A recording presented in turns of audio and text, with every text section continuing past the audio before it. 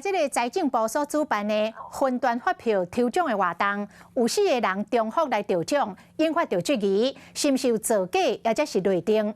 讲调查局已经立案来调查，这礼拜就会开始来约谈着相关的人员。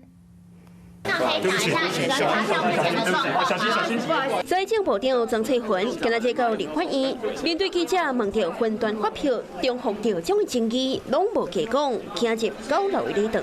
我们自己也觉得有点奇怪，就是为什么会有这个同样的人，他在这个大奖，而且抽到同样的奖品，这件事情确实是有点需要进一步厘清的地方。刚开始拢讲无问题，后来说进一步调查。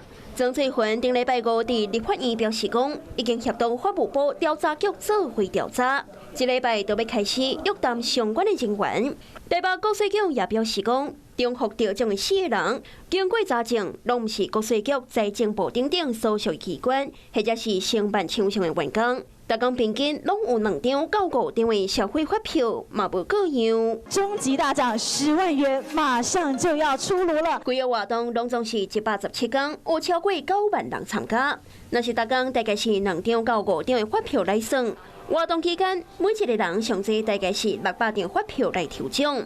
有数学老师来甲试算，若是4个人拢总是重复得奖，这几率无到100,000,000%。那其中有2个人得重复奖品，这几率就更较低咯。可能没有做一些相关的身份的验证，比如说一般来说我们抽奖，如果你已经抽中过了，你下次可能。 或是其他的奖项就不能再抽。那讲唔是人的问题，那呢敢会是定式有问题？